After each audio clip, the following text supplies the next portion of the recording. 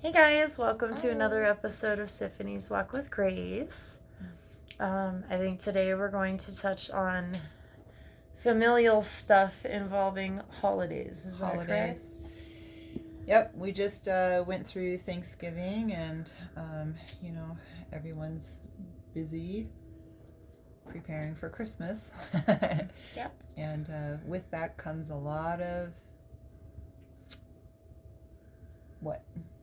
Well, I would say stress, tension, sadness, angst, anger. Anger. Also, you see a lot of feelings of inadequacy because there's a lot of Yeah. people, I tend to be drawn to the people that have a lot more struggles and don't necessarily have the strongest financial um, comfort, would be a good Yeah. word. I'm Mhm. not saying that they're broke.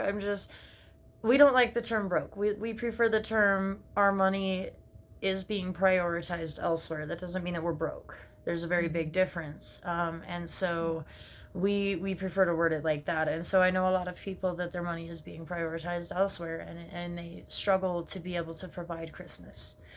And so in that you find those feelings of inadequacy because you go to someone's house and they've got a crap load of presents under the tree, and then you go home and you got three and you're like, man, I feel like I should be doing more, right? And so these are different feelings that we see in people through the holiday season, and we wanted to try to help you guys work through them. The holiday season, as everyone knows, is also the peak of suicide usually, and so by learning to resolve some of these, hopefully you won't reach that level. The goal is to keep all of you feeling as at peace as possible. Mm-hmm. I think I took like a 5 to 7 year hiatus from Christmas, pretty much. And now we have a new tradition. My baby sister comes here to decorate. Yeah. Yep.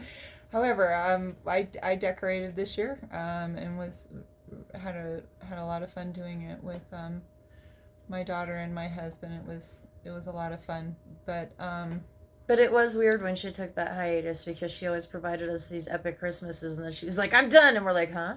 yeah, yep. But I had a lot to work on, and so I suppose one of the main things I would want to say is, oh my gosh, be gentle with yourself.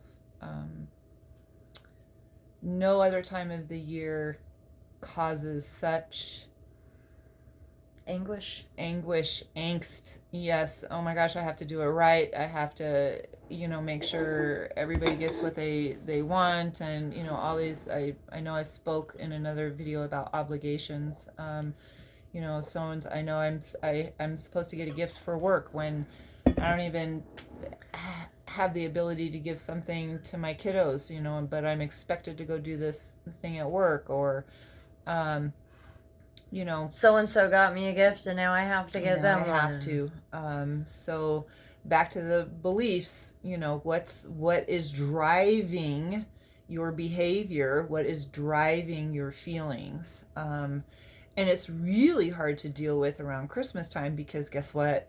We're all under the same pressure. Thank you. That's a great word. And we all Pressure. see an influx of those feelings. Mm-hmm. And having so many makes it overwhelming and hard to sort through. Overwhelming, and that's kind of why I shut down, I think, for the 7 years, because I really took time with that, like, what's important to me, what's how do I honor myself, What's it really about? What's it really about? That was a big piece, wasn't it? um, where do all the traditions come from? And do I agree with them? Do I not agree with them? What do I like? What do I not like? What do I want to keep? What do I not? What do I want to keep? What do I? So, but the big thing is we have this, idea the Christmas season's supposed to be joyful. All the Christmas songs, all the Christmas music, talks about being joyful, joyful, joyful, fun, fun, fun. And, Santa is going to bring you what you want. And, then there's a little child, you wake up Christmas morning and that didn't happen. Is Santa real? Is there, it's all just so we just get kind of wrapped up, caught up in it. Caught up into this It's kind a net. of, it is, and it's a whirlwind. It's a storm. I think it creates a storm because I'm supposed to be happy, but I'm absolutely miserable. One of the things that I've really noticed over the years is, wintertime typically, especially if you look in the animal kingdom or in nature, it's a quiet time. It's a time to go inward. It's a time to be very reflective. But society's, the pressure of the holidays says, nope, nope, nope, nope, nope. We're going to keep you as busy as we can. We do the opposite of what our natural instincts are. Instinct, yes. Yeah, and that one's tough. So I'm learning and practicing being very careful with where I say yes. One thing that's helping me this year is that I'm thinking, and I do think getting together with your loved ones, I think that was really important in the old days. You're kind of stuck in your homes and you want to gather. There's a sense of needing to gather. But, now it's turned into this, you got to cram it all, in this 1 or 2 day span.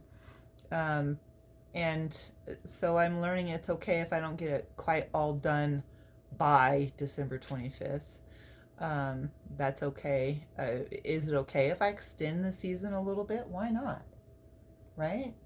I mean, the vibes should be year round. If you think about the happy vibes, anyway, it should be year round. The feeling of wanting to connect and the feeling of wanting to give and the feeling of wanting to help, those should be year round. Year round, yeah. So I'm trying not to define it all in one, set time and space. But. And another thing I noticed is, when I'm able to, I give gifts to whoever I'm able. And I can't say that I get everybody every year. Like, that definitely doesn't happen. I'm one of those people, unfortunately. I have a lot of disabilities, and so we'll get into that in a completely different video on how to cope with that. But one thing that I've noticed is I used to feel really, really bad when somebody gave me a gift and I couldn't get them one back. And they were always like, it's okay, it's okay. And in my head, I'm like, no, it's not. No, it's not. But pause, guess what that is? The instilled beliefs. That doesn't necessarily mean it's right. And when it clicked, it was because somebody worded it just right. They said, dude, I'm giving you a gift because I love you and because I can, not because I'm wanting anything back. I just want to spoil you because I have the ability to, and you're a big part of my life. Mm-hmm. And I was like, okay, hold on. That was a completely different perspective that I've never even thought about before as an option, but it was a complete game changer. And now I'm being able to share that with other people that are struggling with that. And it's helping them now. And it's all these instilled beliefs. And you know what? No, you don't have to get a gift for everybody. If you can't afford gifts, just make it about the time together. There's been years that all I've been able to do is host a really kick-ass dinner. And you know what? Everyone remembers my turkey and my ham. I'll tell you that. And the homemade apple cobbler was delicious. Oh, it was? So you can still make a big celebration and have a good time, even if you can't necessarily afford the idea of giving gifts. I mean, just sit down together with like some eggnog or cocoa and watch a movie. I mean, laugh at National Lampoon's Christmas Vacation. That's one of our favorite things to do. And just kick back and like have some giggles together, or like reminisce about old times or something over a glass of wine. I don't know. You don't have to do anything drastic. And personally, I believe that Christmas is about cherishing your loved ones anyways, because if you think about the seasonal side of it, winter brings the death of the plants, right? But at the same time, spring is about to hit, which brings new life, right? So I feel like it's supposed to be about trying to refresh relationships, make them lighter, and cherish what's around you, because you're surrounded by death during the winter. Everything is dead. except for like pine trees and like an occasional weed.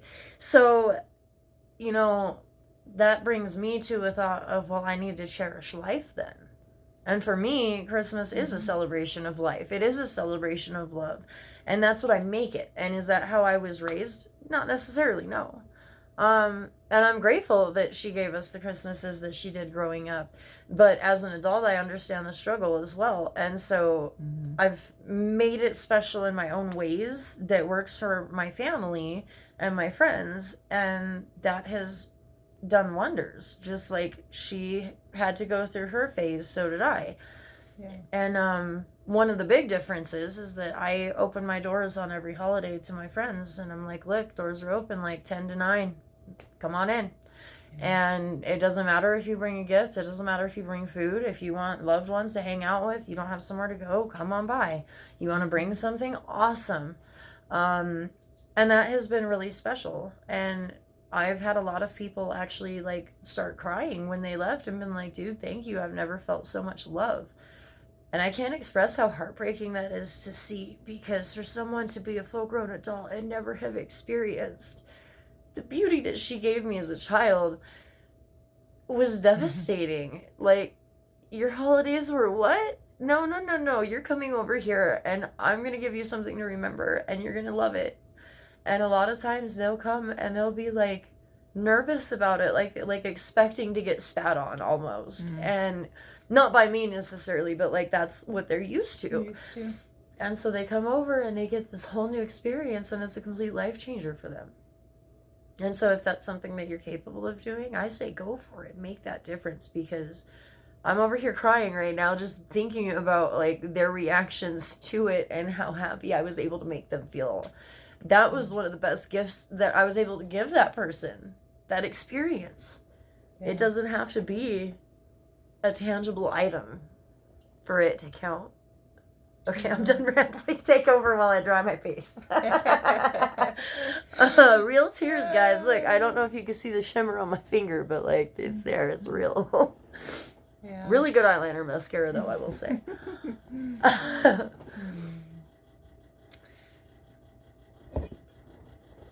Yeah, so many of us, you know, in our families, I guess, feel like, you know, we have to put on a face, and we have to do this or do that, and, you know, can you give yourself permission to do it differently? And just examine, this is the quiet time in nature, and I think we can learn from that and relax into that. So what does this time of year mean to me, and how best to represent that? And you don't have to be like me and go all out. You can be like Grace and stay in and just have a quiet, happy little night. There's nothing wrong with that either. Yeah. And that's also a common misconception. People feel like they have to go show up. But yeah, why can't it just be a phone call? Why can't I just call you and wish you Merry Christmas? Yeah. Yes, what are we so afraid of? You know, I mean, I think there's a real fear there when, you know I worried family members when I said, you know, no, I just don't want to do this. I know I worried my girls. I know they, you know, are you sure, Mom? Yeah, I'm sure. So I think there's a fear there. You know, why are they disengaging? You know, I was definitely disengaging, but allow yourself to disengage. And as the other party, if somebody does disengage, make sure that you respect that. Yeah, honor it. Because she had the time she needed, she went through what she needed, and now she's, well, you know, wanting to participate again. And here so I am. Yeah. Let them feel what they need to feel and respect that, honor that. Yeah. And know that it's their right. There's nothing wrong with them having the right to look inward instead of focusing outward. And their need, and it will take however long it takes. So, and if you don't give it to them, it's going to be a disaster. It could be catastrophic for that individual. True. So, allow them that time. And I'm pretty sure so far so good. I mean, we're at the beginning, and still kind of at the beginning of the season, but I feel more joy, more confidence, more acceptance, more ease. For the first time ever. So I'm really enjoying myself this go round, and I'm expecting that to last. But here's another thing. I've been in this place before too, where I'm feeling really good, really confident, and my mother's birthday's coming, and now I might tear up a little bit. So Christmas for us was a little bit more, for Mom, I think Christmas was just her season. And as much as I wanted to do all that celebrating, as I've said before, I'm a very quiet person, and I need. This was one of her decorations, and there was like so many, and I mean, this one's a music, but you could see how much detail and how she had all the pretty things. Just to put it in perspective, she had all the pretty things. She did.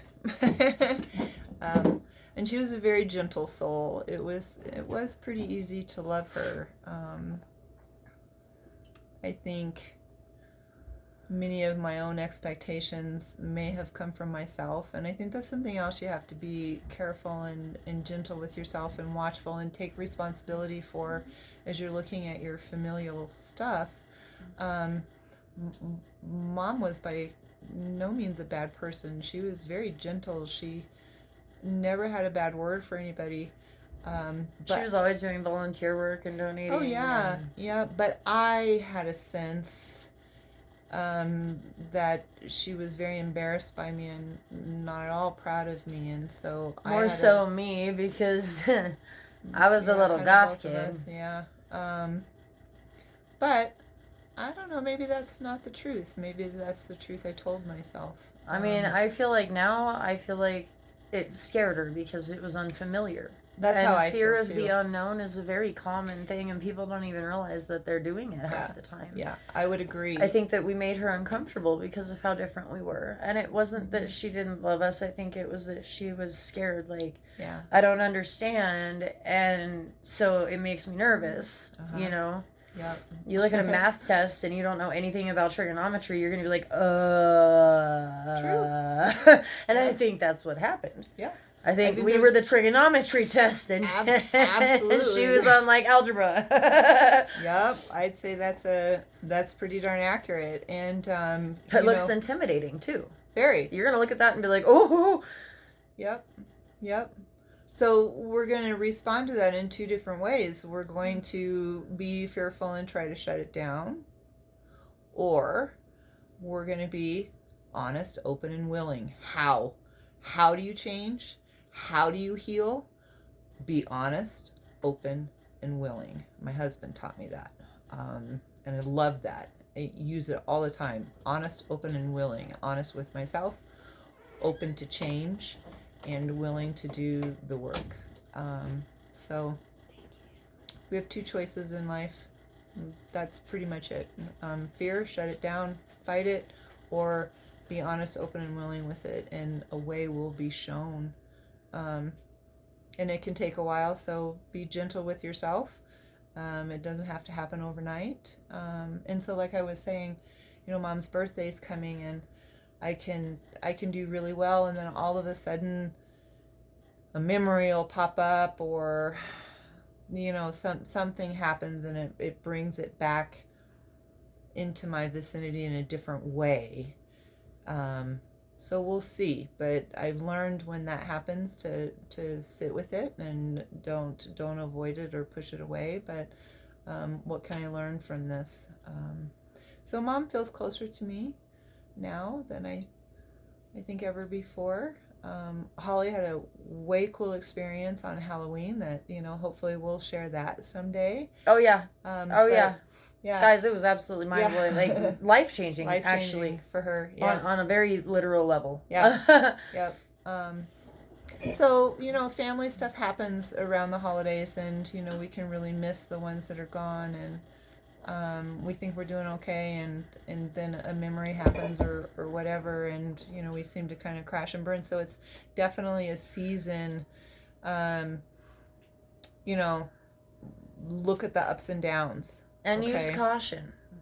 Yeah, use caution for sure. Don't jump. Think it through. Yeah. Make sure that you're going to be able to handle whatever situation is approaching. Yep. If you don't think you can handle that family gathering, then don't go. Then it's okay. If you think that you can and you want to, then go for it. Yeah.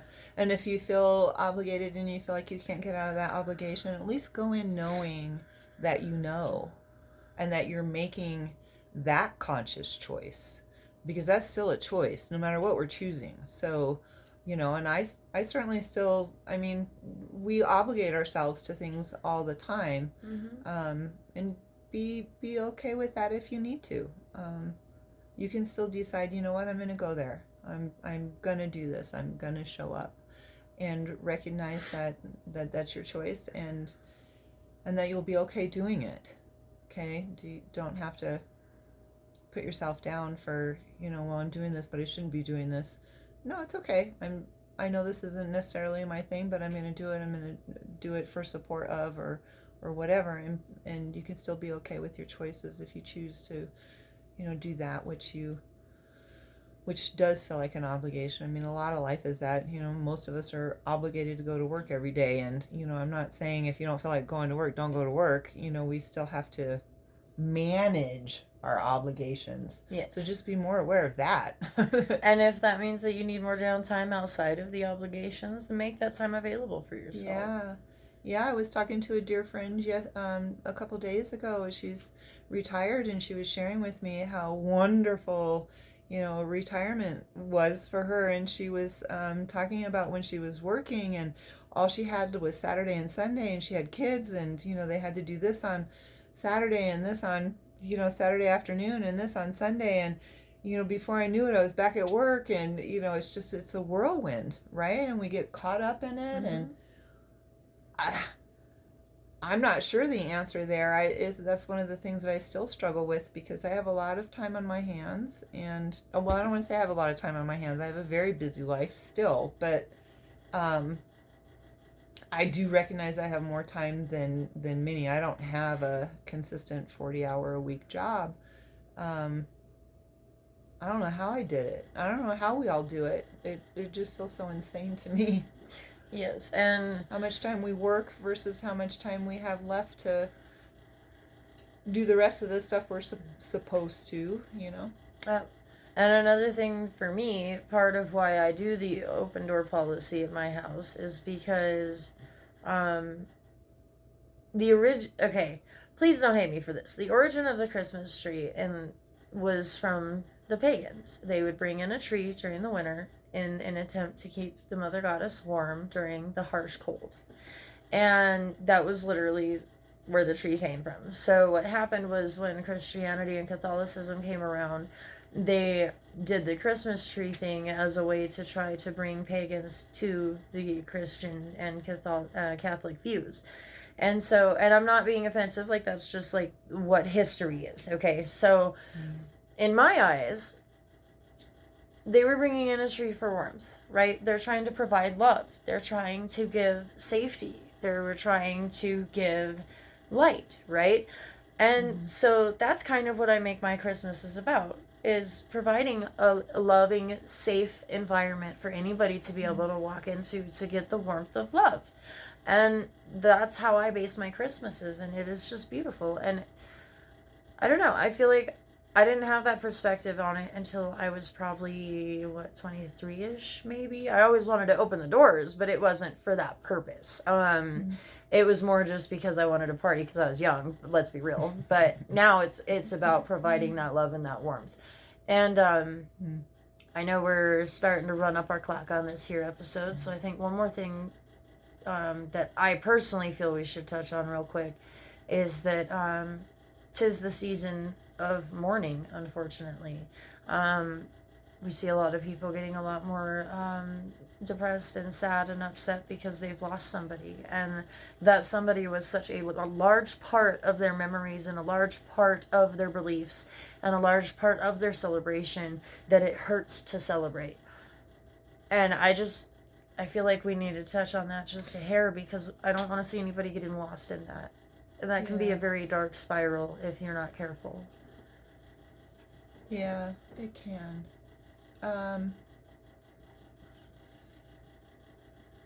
In my way, I keep mom with me. I mean, we're only here in these bodies for a limited time. It doesn't take too long to figure out that things come and go, that nothing stays the same, that people aren't going to be with us forever. So there's a constant coming in, birth, leaving, death, divorce, moving, whatever. I'm gonna lighten the mood. It's the circle of life. Yes, it is. So but they're always with you. Mom's always with me. I can talk to her. What are we really missing? What are you really missing? I'm missing You're missing the physical presence. The physical presence. Yes. Sometimes I can just smell mom and feel that hug, or that's what I know I miss. And the actual conversations, but she's still right here. And I actually have their old Christmas tree. And yeah. So as we were hanging it up, I can't help but see her giggling over putting a present under there that that she did. Oh my gosh. Every time I look at that tree, I just picture her bending over with a present with that little giggle. I can't help it, and I know that she's there in spirit, and just the way that the memory shows up, it's almost like she's like, I'm here watching, I'm here with you, and if you need to take a break because it is too hard, there's nothing wrong with that, like we said before, but they're not gone, and remember that too. I've started a tradition of putting flowers out on whatever holidays I'm able, anyway, if I can afford the flowers, because geez. But bouquet's not cheap. Props to you gentlemen for spoiling your ladies. But anyway, so different ways to honor them. Maybe light a candle while you're eating dinner, and that candle be in their memory, and it different things like that. Just be gentle with yourself, and remember that they are still with you, and they do still love you. Yeah. And then if there's anything else you would like to touch here's on. something that kind of popped up for me just now.